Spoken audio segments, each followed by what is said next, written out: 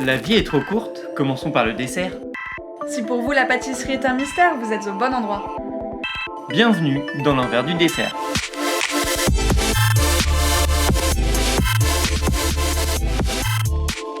Moi, c'est Clémence, je suis littéraire et passionnée de pâtisserie. Et moi, c'est Vincent, je suis un grand touche-à-tout, mais surtout passionné de pâtisserie. Et on s'est rencontrés sur les bancs du CAP à Ferrandi en 2017.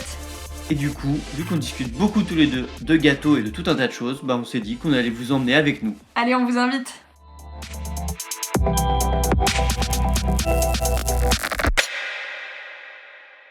Hello tout le monde, j'espère que vous allez bien. Vous avez vu, maintenant je parle hyper vite, comme un youtubeur et comme un streamer. Parce qu'on peut un peu se qualifier comme ça finalement maintenant. Parce que on a une chaîne YouTube sur laquelle vous pouvez retrouver tous nos épisodes, mais surtout, on est en live sur Twitch toutes les semaines. Tous les jeudis. Tous les jeudis à 16h, rendez-vous où on papote, on discute, on vous propose un petit contenu sympa. Et ce n'est que le début, il va y avoir une suite, mais on vous en dit pas plus. Pour l'instant, parlons un peu d'actualité et des minutes qui suivent, du petit rendez-vous qu'on va avoir ensemble. Et Clémence, tu peux nous en dire plus peut-être sur ce qui va se passer ? Mais tout à fait, aujourd'hui on retrouve Charles Lietz qui est venu nous parler de son grand projet de Sourcing Trip. On vous en dit pas plus, c'est à la rencontre des producteurs, des artisans, un peu une prise de conscience qu'il a eue pendant le premier confinement. Mais en attendant, cet épisode, ça va être une première partie où Charles se présente parce qu'on trouve que, un peu comme ce qu'on fait nous, derrière les pâtisseries, derrière les projets, il y a des personnes. Donc on vous présente Charles qui a un parcours, vous allez voir, super intéressant. D'ailleurs, il a été expatrié à Londres pendant un petit moment et il aura un mot encourageant pour tous ceux qui souhaitent se lancer à l'étranger. Et ensuite, dans une deuxième partie, il présentera le projet et c'est que le début, vous allez voir. Voilà, on vous laisse écouter, on vous retrouve en fin d'épisode. Salut!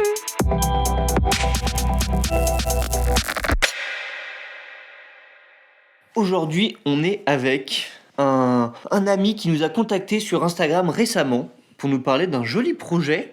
Mais d'ailleurs, je vais juste donner le nom et ensuite, c'est Charles qui va nous en parler parce que finalement, c'est la personne qui est en face de nous et avec qui on va discuter aujourd'hui. On parle du Sourcing Trip et qui est avec nous aujourd'hui en face de nous ? Je te laisse te présenter. C'est moi, Charles Lietz. Ok. Merci de me recevoir, en tout cas, je suis super content de passer ce moment avec vous. Bah trop cool, en direct de Bretagne. Ouais. T'étais de passage sur Paris, tu nous as écrit, hop, on s'est vu, c'est pas plus compliqué que ça. Ouais, c'est top. Je pense que c'était un bon moyen de se rencontrer et de parler de tous ces projets. Ouais, parce que du coup, Charles, déjà, t'as un parcours et t'as un projet qui t'anime en ce moment qui est assez intéressant. Mais avant d'arriver à ce petit projet, parce que peut-être que dans ton parcours, il y a différentes étapes qui ont mûri un peu cette réflexion et qui t'ont amené à lancer ça. Du coup, on va commencer par ça. Est-ce que déjà tu peux nous parler brièvement un peu de ton parcours et s'il y a des étapes un peu marquantes qui t'ont amené à faire le Sourcing Trip, on t'écoute. Bien sûr. Pour résumer très, très simplement, j'ai fait un CAP moi à la base du côté de Lyon, là où j'ai grandi. Donc un CAP de cuisine en scolaire où j'ai eu la chance de faire des super stages avec Philippe Lechat ou Pierre Orsi. Et c'est des chefs qui m'ont vraiment... c'est des chefs qui m'ont encouragé à passer du temps dans la cuisine, qui ont souvent mis en avant que les métiers de la restauration sont des métiers d'expérience, qu'il fallait répéter les mouvements, les faire plusieurs fois, vraiment rentrer dans un contexte dans lequel on apprend et on vit ce qu'on fait. Donc grâce à leurs conseils, j'ai eu la chance d'intégrer la maison Georges Blanc, 3 étoiles à Vona pendant 1 an, là où j'ai fait ma mention complémentaire de dessert de restaurant avec Julien Maslanka. Donc une super expérience vraiment où là j'ai fait mes premières armes dans la pâtisserie et j'étais dans une super équipe avec des gens tous passionnés, on est toujours tous en contact, ça va faire 10 ans maintenant donc ça remonte très vite. Et puis derrière, oui. Et dis juste, en fait, tu nous expliquais que, hors micro, tu nous expliquais qu'en gros, tu avais accompagné ta grande sœur lorsqu'elle avait voulu faire des études de pâtisserie dans un CFA et que tu étais un peu tombée en admiration de ce métier de pâtisserie, mais que tu avais fait un petit détour par la cuisine pour ensuite, ce à quoi tu arrives, finalement, retourner à tes premières envies qui étaient la pâtisserie. Ouais, c'est exactement ça en fait. Je pense qu'il y a toujours eu je viens d'une famille où la culture du dessert est quand même assez ancrée, hein, dans le festif. J'ai des parents qui ont toujours eu à cœur de avoir un joli gâteau, ou mes grands-mères, hein, vraiment, c'était vraiment, à chaque fois qu'il y avait une réunion, je venais avec elle à la boulangerie, sélectionner un gâteau qu'on allait manger, et je prenais toujours énormément de plaisir. C'était mon moment préféré du repas. Ma grande sœur, justement, qui a fait des études de pâtisserie, qui n'est plus dans cette industrie actuellement, je l'avais accompagnée ses portes ouvertes du CFA de Dardy. Et j'avais vu ces gens qui faisaient des roses en sucre, qui faisaient de la guimauve, des tartes. Et je trouvais ça incroyable, quoi. J'avais l'impression d'être dans Charlie et la chocolaterie. Et J'adore la référence. Ouais, mais c'était un peu magique. Et moi, je finissais un peu tout mon parcours scolaire, et je me suis dit ouais, c'est vraiment quelque chose dans lequel je pourrais m'éclater et m'exprimer, tout simplement. Et du coup, finalement, ton premier vrai poste en pâtisserie, c'est chez Georges Blanc. C'est chez Georges Blanc, ouais. Tout simplement. Ouais, au resto 3 étoiles. J'ai eu beaucoup de chance, je pense aussi, hein, d'avoir l'opportunité de faire partie de cette brigade. Enfin, c'est pas rien, Georges Blanc, quand même, donc c'est cool.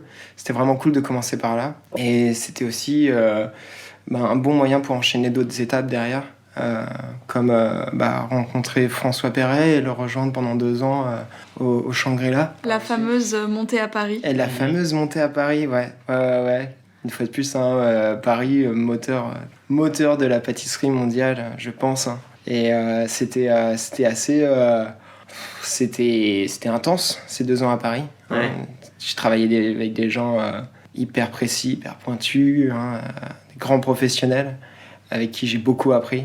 Et ça a été une belle façon d'apprendre mon métier.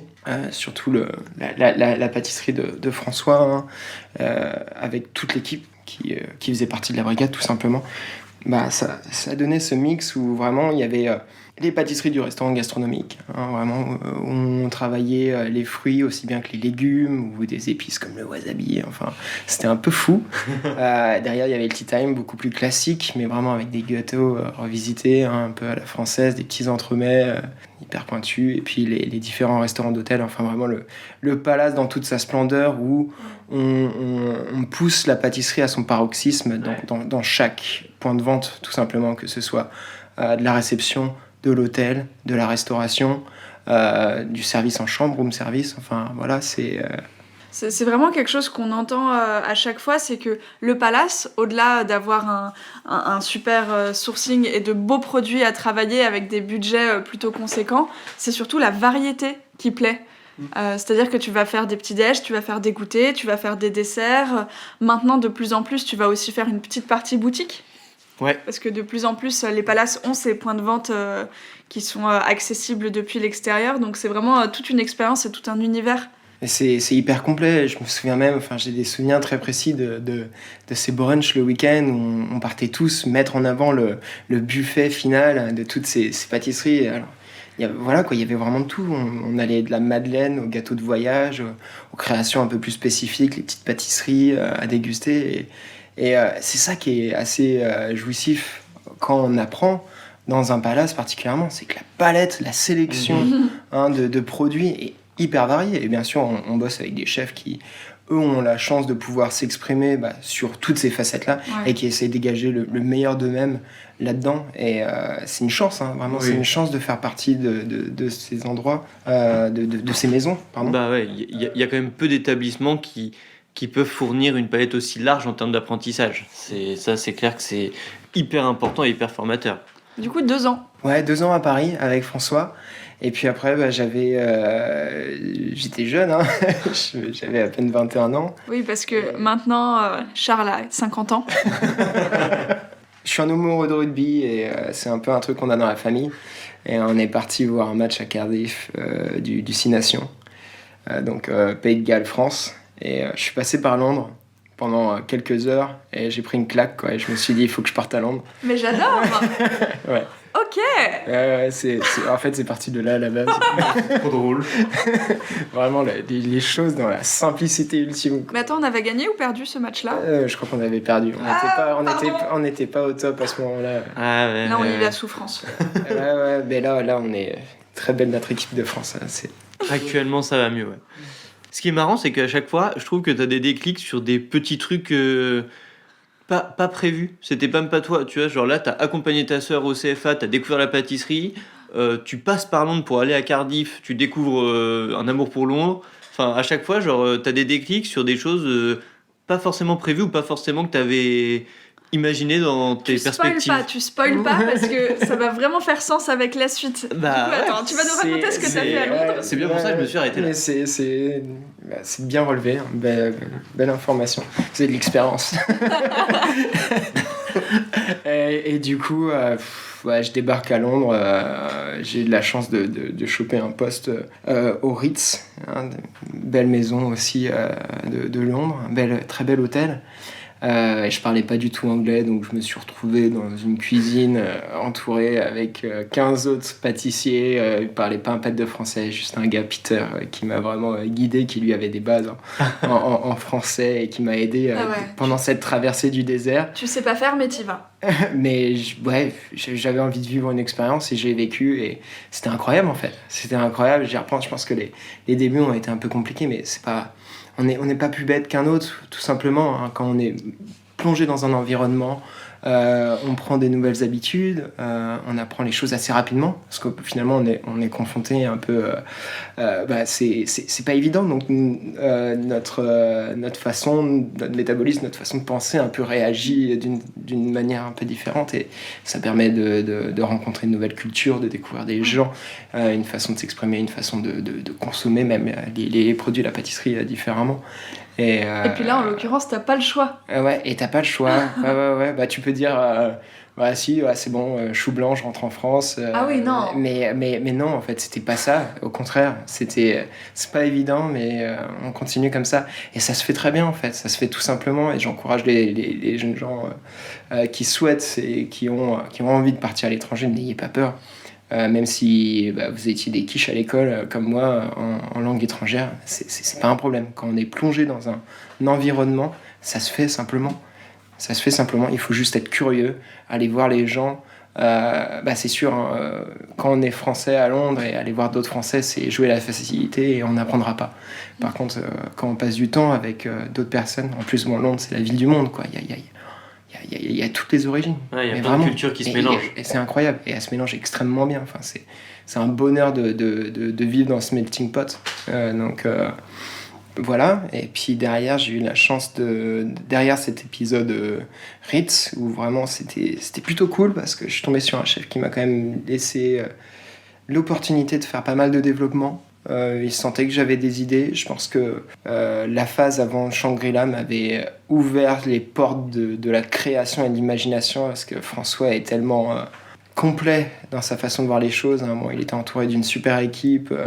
Je pense aussi à Mathieu Carlin, qui est vraiment un super chef. Et vraiment, je pense qu'ils m'ont un peu donné cette vision de la pâtisserie qui n'a pas de limite, tout simplement. Waouh. Et c'était chouette d'arriver au Ritz, tu vois, avoir 22 ans, et on me dise, vas-y, t'as envie de sortir un dessert, fais-le. On fait un testing, et si ça marche... Si t'as des trucs en tête, exprime-toi, crée les produits que t'as en tête, et on verra ce que ça donne. Est-ce que tu penses qu'on t'a donné cette liberté, cette possibilité, parce que justement, c'était pas en France ? Je pense, ouais. Ouais. Je pense... Tu vois, c'est intéressant ça à dire aux gens. Alors c'est une question, je pense oui et non, tout simplement. On a ce bagage quand même de français. Hein. Culturellement, la pâtisserie en France, c'est tellement fort. Je pense que la cuisine est mondiale, internationale. Chaque nation, chaque ethnie, chaque culture a sa façon de cuisiner. La pâtisserie, c'est français. On a vraiment écrit les lettres d'or de cet art, tout simplement. Et c'est sûr que quand on est français et qu'on mange de la pâtisserie depuis qu'on est gamin, c'est vraiment quelque chose qu'on perdure dans notre culture. Forcément, c'est une force. Donc quand on arrive dans d'autres établissements, on a tendance à nous faire confiance sur notre intérêt, sur nos intérêts gustatifs. Puis il y a aussi une formation française où, on le sait, il y a beaucoup d'étrangers qui viennent se former par exemple en France. Donc il y a aussi, je pense, une estime de la formation française quand on va à l'étranger, ouais. Ouais, c'est certain. Hein, vraiment, on a vraiment cette chance d'avoir toute cette culture, tout ce backup en France qui est hyper complet. Et vraiment que le monde entier nous envie, je pense. Hein. J'ai eu la chance de voyager pas mal ces derniers temps. Et il y a cette image vraiment de la France qui est un métier qui rayonne de par sa culture. Enfin, il y a tout un enthousiasme qui se crée autour de ça et c'est cool. C'est vraiment cool et je pense qu'il faut en profiter, il faut le faire vivre, il faut le dupliquer. Il y a plein de choses à voir, plein de choses à faire, plein de choses à partager tout simplement, plein de choses à découvrir. On a de la chance d'avoir quelque chose entre les mains, auxquels les gens sont intéressés, qu'elles portent vraiment un intérêt. Utilisons-le, quoi, tout simplement. Et du coup, tu passes 6 ans à Londres. Je passe 6 ans à Londres, ouais. Alors, il y a eu l'étape d'Harrods. Ouais. Je pense... Changement d'échelle. Changement d'échelle. Vraiment, j'avais fait mes preuves au Ritz, et là, du coup, je débarque à Harrods, où on me donne vraiment pas mal de responsabilités, surtout au niveau du management, une grosse ligne de production. C'est une grosse équipe, beaucoup de produits envoyés tous les jours. Et en fait, c'était vraiment faire partie rejoindre Harrods dans le début d'une aventure où ils repensaient en fait toute la gastronomie du complexe. Est-ce que tu peux juste situer ce que c'est Harrods ? Alors Harrods, c'est un département de store, comme on dit. C'est comme le Bon Marché, les Galeries Lafayette, où en fait vous retrouvez pas mal de marques, plus ou moins qualitatifs, mais bon, on reste sur du produit assez haut de gamme, qui en fait, dans un même établissement, propose tous ses produits de multiples marques. Et du coup, en fait, on va vendre une pâtisserie comme on peut vendre un sac à main, des chaussures, forfait, enfin, on vendait même des appartements, au monde de luxe. En fait, ils partent du principe qu'il faut tout vendre à Harrods. Il y a même des années, ils vendaient des animaux un peu exotiques et tout. Bon, ça a été arrêté, mais il y a vraiment un choix... Le service de conciergerie là-bas, il est affolant, quoi. Et donc, toi, tu les as rejoints au moment où ils repensaient toute leur gamme de gastronomie. Ouais, exactement. En fait, il y a des food halls là-bas, ce qu'on appelle c'est juste des endroits où c'est un peu les temples de la gastronomie, où on retrouve des épiceries fines, une pâtisserie fine aussi, un choix de différents restaurants, entre le fish and chips et le barbecue, où on va prendre un steak wagyu qu'on va cuire devant vous, enfin vraiment. Et il y avait toute cette façon de repenser l'univers foodisme dans Harrods. Et la pâtisserie, c'était quand même présente dans 18 points de vente à travers le business. Ok. Et il a fallu revoir tous ces produits, comment ils allaient être vendus, parce qu'on avait quand même des restaurants un peu particuliers. Par exemple, on n'allait pas vendre... on avait une pizzeria, il fallait qu'on crée des produits exclusifs pour la pizzeria, mais aussi avoir cette grande vitrine de pâtisserie et avoir des produits qui sortent du quotidien ou qui sont vraiment poussés pour donner envie à la clientèle de venir chez nous, tout simplement. Ok. Donc clairement, c'est sûr que ça paraît hyper intéressant sur le papier de développer une gamme aussi large, aussi variée. Tu peux te dire que tu vas proposer une pâtisserie, réfléchir à une pâtisserie, parce que tu nous as dit un peu que tu avais eu l'occasion pareil, de créer, de participer au testing des nouveaux produits, etc. Donc c'est sûr que ça paraît hyper intéressant.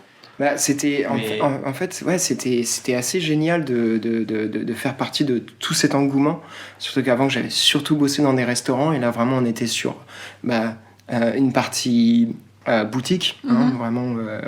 On a des restaurants, mais c'était quand même assez ciblé sur la boutique, et même les produits qu'on vendait dans les restaurants ne sont pas comparables avec des desserts qu'on a dans les restaurants gastronomiques. Mais c'était vraiment intéressant. On allait bosser sur un tiramisu ou un entremets, avec plusieurs couches, plusieurs textures, des mélanges de saveurs un peu plus recherchés. Il y avait une gamme qui était super large. On pouvait développer des gâteaux pour les anniversaires à base de crème au beurre, comme de la pâtisserie fine. Ok. Et donc aussi, ce qui semble intéressant et ce qui est une nouvelle étape dans ton parcours, c'est que tu disais qu'avec François Perret et finalement ton expérience au Ritz à Londres, tu as eu l'occasion de développer ta créativité, mais au sens où il n'y a pas de limite, tout est possible. Et là, cette fois-ci, avec Harrods, tu dois entrer quand même dans une certaine logique d'efficacité. Exactement. Et avec ce changement d'échelle dont on parlait, et le fait que là, vraiment, c'est plus la même chose. C'est plus de la pâtisserie où tu dois en sortir quelques-unes, même si ça reste conséquent pour des clients vraiment triés sur le volet et quelque chose de plus, d'un peu plus fou. Là, c'est vraiment, tu dois créer des choses qui se consomment facilement, qui sont accessibles partout. S'il y a 18 points de vente de pâtisserie, enfin, on change aussi de point de vue sur ton métier. Exactement. En fait, vraiment, quand on fait du développement dans des maisons comme celle-ci, on est accompagné par toute une équipe. Donc généralement, pour les citer, Marcus Bord et Alistair Bird, qui ont été vraiment mes mentors là-bas, hein, Marcus l'exécutif et Alistair le head chef, nous donnaient des briefs qui avaient déjà été auparavant discuter. Enfin, c'est vraiment des discussions très précises au moment des lancements de produits, hein, ce soit vraiment période de fête, tout simplement renouveler la gamme dans des objectifs très précis pour séduire une clientèle bien spécifique à tel moment. Et c'était très intéressant. Donc on travaillait avec un groupe en recherche et développement, on était au total 12 personnes, 4 au niveau du labo, et derrière il y avait les acheteurs, il y avait ceux qui travaillaient sur le packaging, le food cost. Enfin, c'est hyper complet, quoi. Vraiment, on fait partie pour donner une petite idée, Harrods c'est 6600 employés, donc on fait partie on fait partie de cette fourmilière qui est toute une organisation qui est bien rodée, et il faut garder cette organisation dans le but de pouvoir pérenniser tout ça, quoi. Et du coup, là, dans cette organisation, j'imagine qu'il y avait des gens qui devaient chercher les produits, il devait y avoir des sortes d'acheteurs qui achetaient les matières premières, etc. Avec quel genre de produits tu travaillais chez Harrods, et est-ce qu'il y a quelque chose, du coup, pendant cette période qui t'a fait dire que le sourcing c'était peut-être plus important que l'attention qu'ils y apportaient?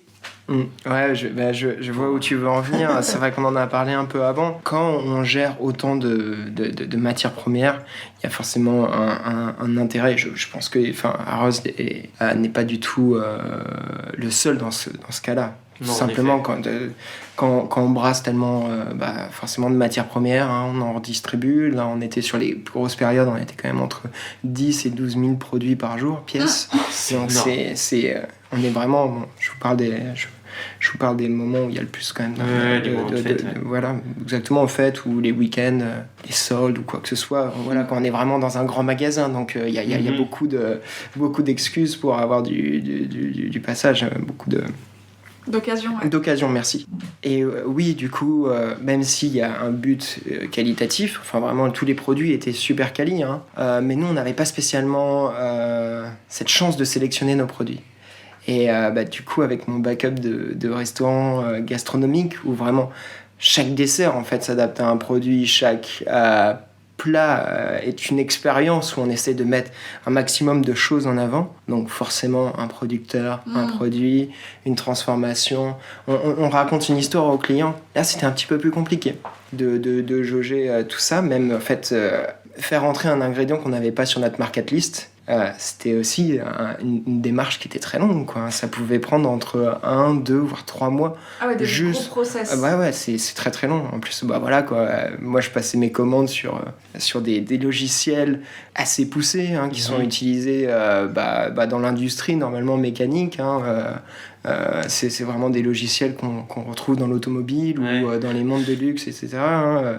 Je vais pas le citer, mais voilà, on fait partie d'une mécanique qui est bien huilée, qui est bien réfléchie, et il faut quand même avoir notre création, avoir notre sensibilité, mais comprendre l'objectif de vente, l'objectif de travail, et comprendre toute cette organisation qui avait été installée en amont, établie pour le bon déroulement tout ce qui en suit.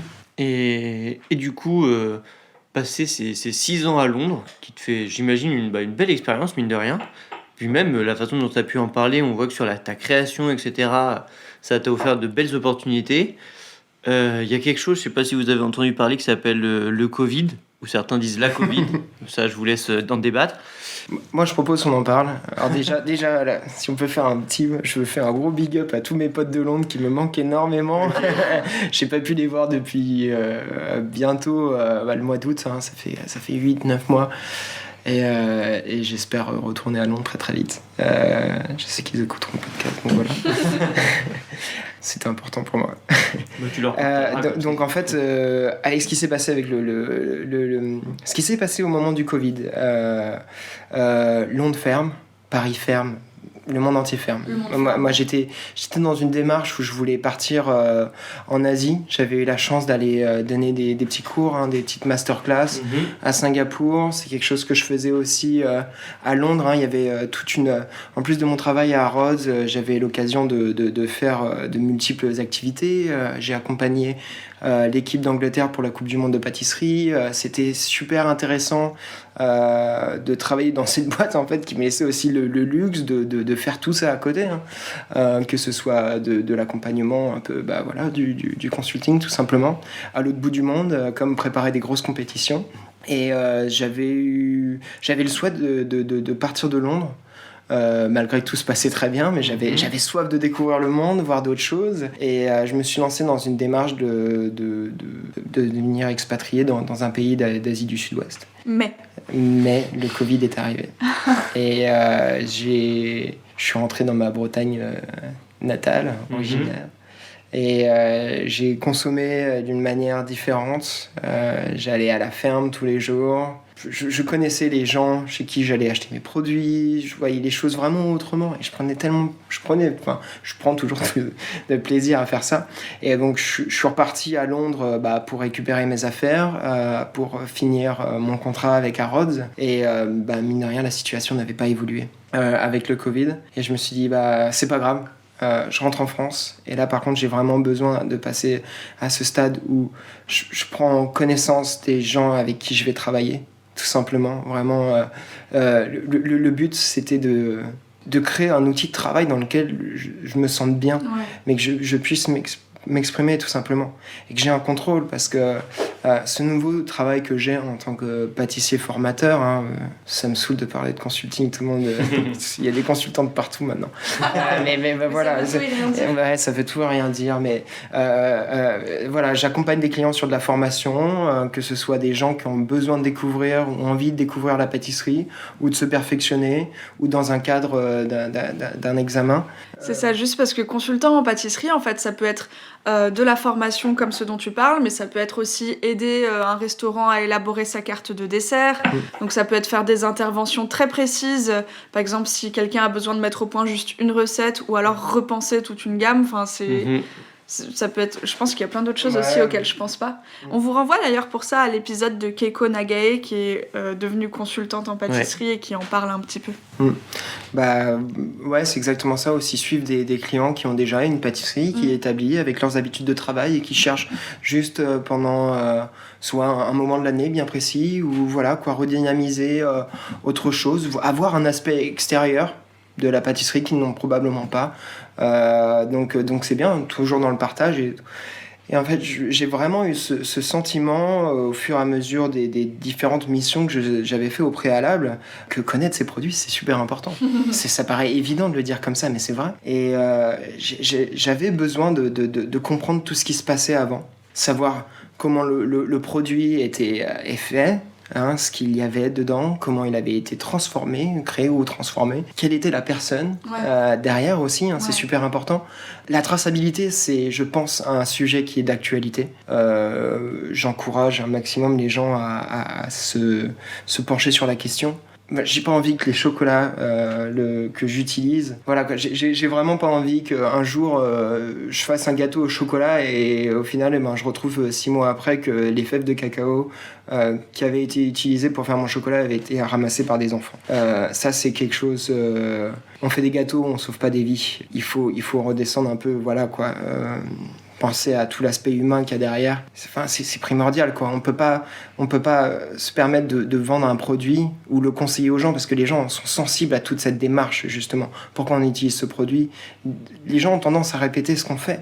Ouais. Donc il faut éthiquement être, je pense, et je veux pas du tout donner un aspect moralisateur dans tout ce que je suis en train de dire, mais personnellement, si je conseille des gens, si je les guide quelque part, je veux avoir un maximum de renseignements au préalable. Tu te sens investi en fait d'une certaine responsabilité que t'as pas envie de fuir. Ouais. Et j'ai un peu l'impression que du coup, vu que tu nous parlais à la fois de ton activité de conseil et de cette démarche d'aller sourcer les produits et de mieux connaître les conditions et les personnes qui les fabriquent, que tu essayes un peu de tout lier pour ensuite peut-être mettre en avant les produits et les producteurs que tu as rencontrés dans ton activité de conseil, et du coup que ta responsabilité fasse sens. Que les choses que tu vas conseiller à tes clients, ou de manière générale aux gens qui voient ton travail, soient des choses éthiquement, pas irréprochables, mais du moins éthiquement pensées, que tu fais un effort. Il y avait ce raisonnement à la base, ouais. Oui, j'avais besoin de me sentir plus responsable à ce niveau-là, vraiment, tout simplement d'avoir au moins cette réflexion pour savoir aussi. Enfin, je pense que c'est un devoir aussi pour les clients. Je pense que quand on conseille des gens, les gens n'ont pas envie d'avoir de mauvaises surprises par la suite. Et ça, c'est toi tout seul. Comment est-ce que ça devient The Sourcing Trip ? Alors, exactement. C'est en fait, plus je parle de ce projet et je me dis qu'il est vaste. Donc, du coup, je vous ai parlé de toute cette démarche responsable, un peu éthique, dans lequel je me projetais pour mes réalisations, ma création et tout ce que j'entreprenais dans ce métier, parce qu'il n'y a pas de produit sans producteur. Et j'ai vraiment eu à cœur de contacter certains de ces producteurs que j'avais connus par bouche à oreille, réputation, ou tout simplement des produits que j'avais utilisés en amont dans les différents restaurants, entreprises dans lesquelles je travaillais. Il y a eu un petit...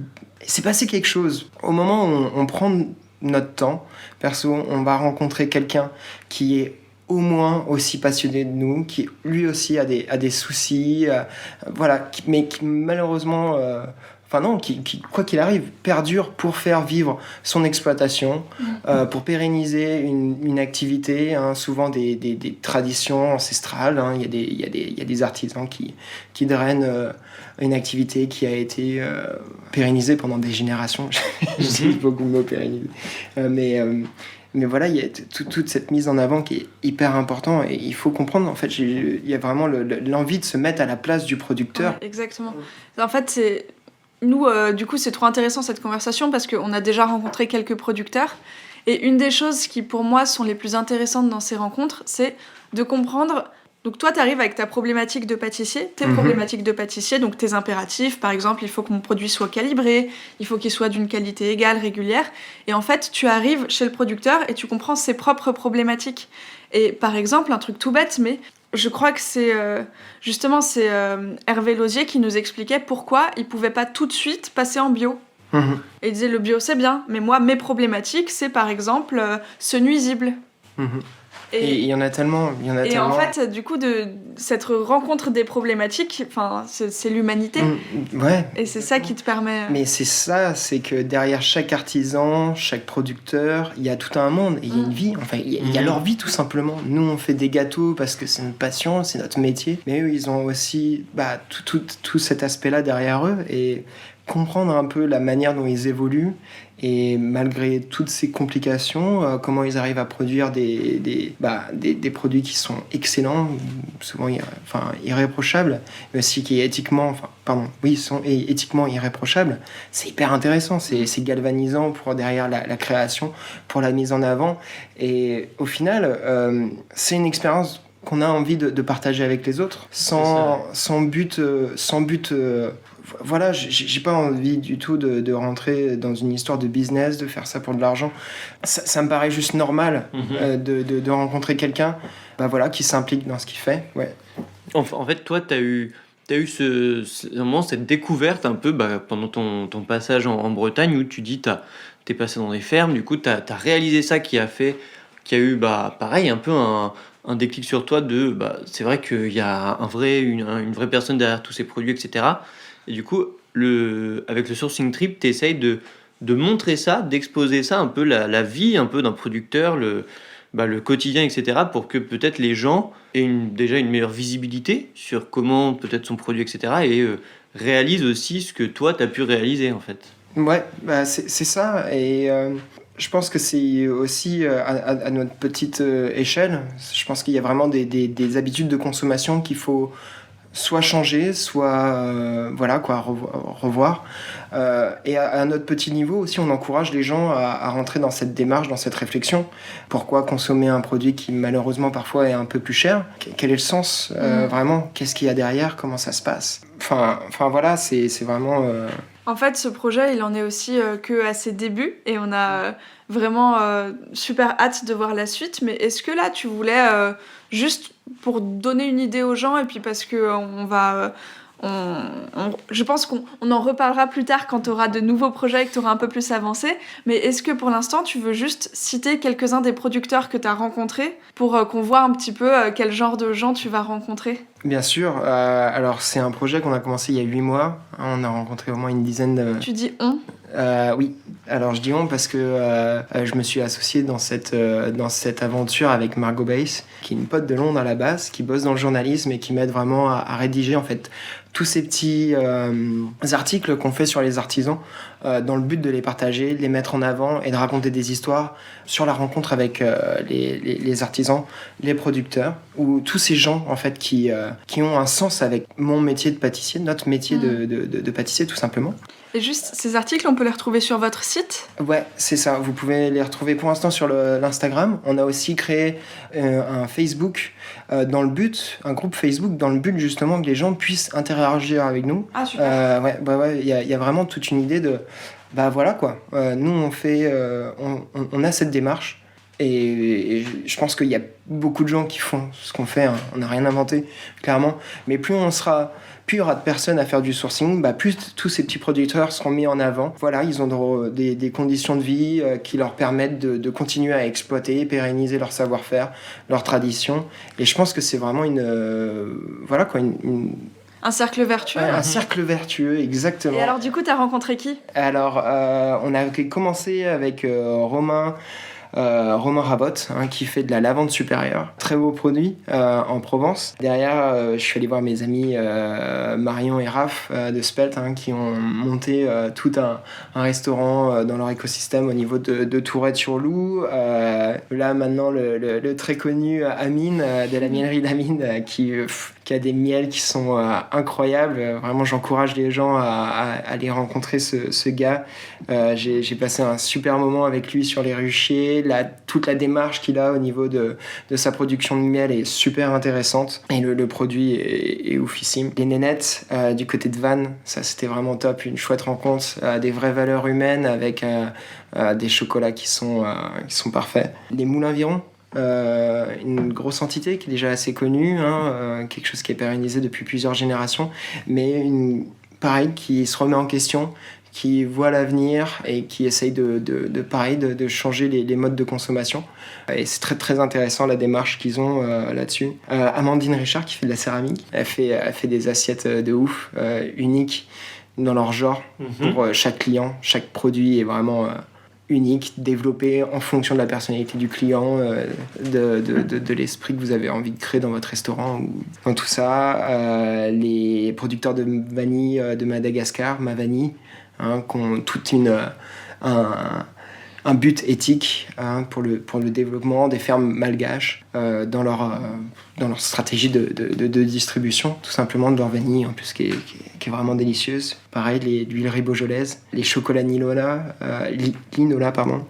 Daniel qui fait du chocolat végétal, qui a gagné des prix d'innovation culinaire. Il a vraiment repensé toute une démarche de réflexion, pareil, comment proposer un produit différent. Il a vraiment, je pense, répondu à beaucoup de problématiques.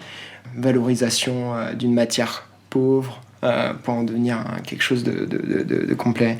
Et la Maison Beauté, mes amis iraniens qui, pareil, essayent de parler de leur culture iranienne qui est bien peu souvent connue et sur lesquels il y a beaucoup de choses à apprendre. Trop et bien. Des saveurs vraiment... et plein d'autres qui arrivent dont j'ai hâte de parler, donc c'est chouette. Écoute, déjà, ce que je trouve génial, c'est que tu mets en avant beaucoup d'artisans qui fournissent même pas forcément de l'alimentaire, j'ai envie de dire, parce que tu parles de céramique. Donc ça, c'est beau parce que tu mets vraiment en avant l'artisanat. Et ce que je trouve aussi très bien, c'est qu'en ce moment, c'est une période hyper compliquée pour tous les agriculteurs. Vous avez dû en entendre parler récemment de ces périodes de gel qui causent de grosses problématiques. Donc je pense que c'est bien et ça peut leur apporter un soutien déjà de s'intéresser à eux et de s'intéresser à leur travail. Je pense que c'est une bonne chose, surtout en cette période. Donc voilà, je trouve que c'est un beau projet que t'as. Ouais, et Voilà. puis que la Covid, moi je continue à dire était l'occasion de changer en fait ta vision du sourcing et de ta manière de consommer. Ça donne juste envie de voir la suite. Ouais, bah, j'espère que on pourra continuer dans cette démarche. Ouais. Parce que moi je m'éclate et je pense qu'on a besoin de ces gens-là, ils ont besoin de nous. Donc si on arrive à tous travailler main dans la main, on peut faire des super trucs. Et une fois de plus, on peut prendre de l'inspiration de partout. Il y a plein de gens qui sont motivés, passionnés. Il suffit juste de trouver le bon moyen de travailler ensemble pour développer des trucs formidables. Et de réussir à les mettre en avant. Exactement. Que tu fais avec ça. Donc on a hâte de voir la suite. Ouais, bah déjà, on espère et on ne doute pas qu'on va reparler de ce joli projet. Ouais. Voilà, mais en tout cas, merci déjà pour cette première approche, d'avoir fait un peu découvrir aux gens. Est-ce que tu peux déjà nous dire une dernière fois avant qu'on termine, où est-ce qu'on peut retrouver, sous quelle forme ça a? Tu nous as parlé de Facebook, D'un site internet. Bah, donne tous les liens. Bien sûr. Ouais. Alors en fait, c'est un projet qui est en plein développement. On essaie de se professionnaliser d'une certaine manière, même si c'était pas le but à la base. Actuellement, vous avez un Facebook, un groupe Facebook qui est en train de se mettre en place. Si vous souhaitez interagir, proposer des choses, les partager aussi. Je pense que c'est important que tout le monde ait son droit de parole, surtout sur quelque chose d'aussi commun que le sourcing. Une fois de plus, on n'a rien inventé. Et le groupe Instagram, la page Instagram The Sourcing Trip, dans lesquels vous retrouvez les articles avec les photos. On essaie de résumer un peu toutes nos étapes de manière ludique, plein de choses qui arrivent avec le site Apollon aussi. Donc voilà, vous allez voir tout ça très très prochainement. En description de l'épisode de toute façon. Il y aura tous les liens. Bon merci beaucoup Charles. Merci à vous. Merci beaucoup. Je me réjouis d'avoir passé ce moment-là avec vous. C'était vraiment Trop cool. chouette. Et puis on te dit à très bientôt, je pense. Je vous remercie. À très vite. Salut. Au revoir.